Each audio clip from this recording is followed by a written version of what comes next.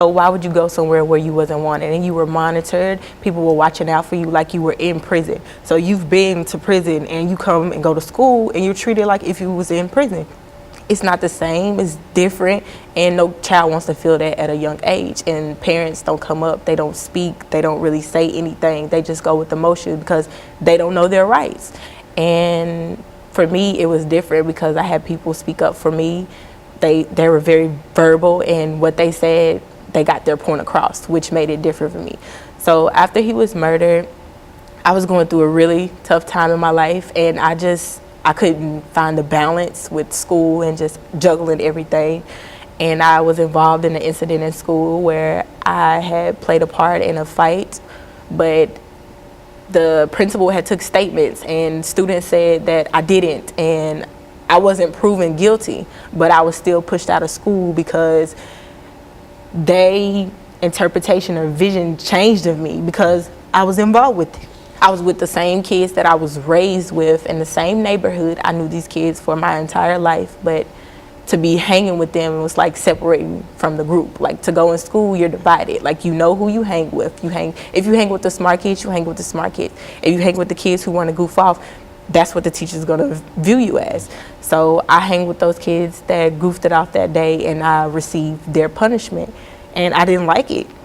It was my first time. I felt like a warning would have been okay, but to them, that wasn't okay. It was either I was with them and I was going to do better, I was expected more of, or I was just gonna fall victim to what the other students were doing, and that's what happened.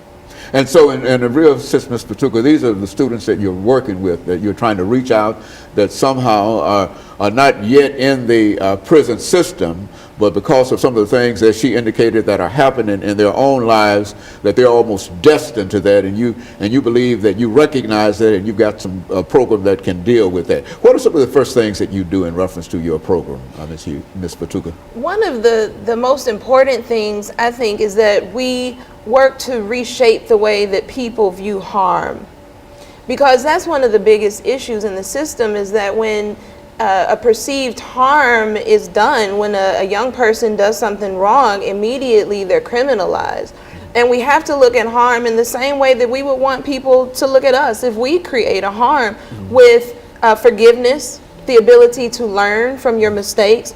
Adolescents, even though they look like, younger adults, their brains are still not developed fully so that they make the best decisions. And so I think right now the most important thing we're doing is just coming forth with an education campaign to let people know that there are different ways to address harm that's caused. There are different ways to build relationships in schools.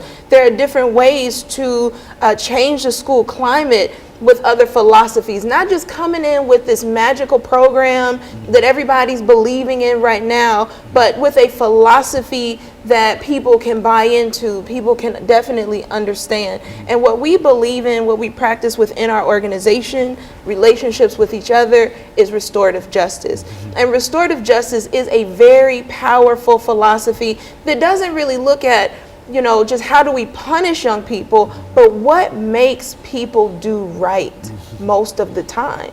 Because most of the time we get along. Most of the time the kids in the school really are doing what they're supposed to do. So what makes these young people do right most of the time?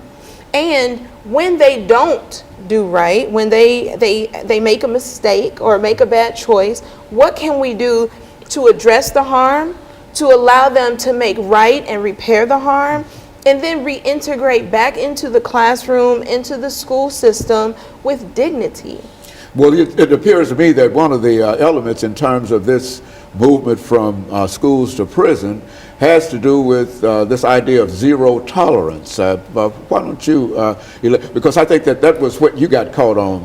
Is that right, Ms. Hughes? This idea of zero tolerance, which is to say that there could be no forgiveness if the idea is what? Zero tolerance. Right. That is, you've committed a sin or whatever, and therefore you're out. Is that how most people interpret zero tolerance in the system? Yes, very true. And what a lot of people don't know is that the zero tolerance laws are very flexible, that they're very specific as to what they're supposed to be used for. But a lot of schools and a lot of principals use them just very fluidly for whatever they feel like using it for in the moment.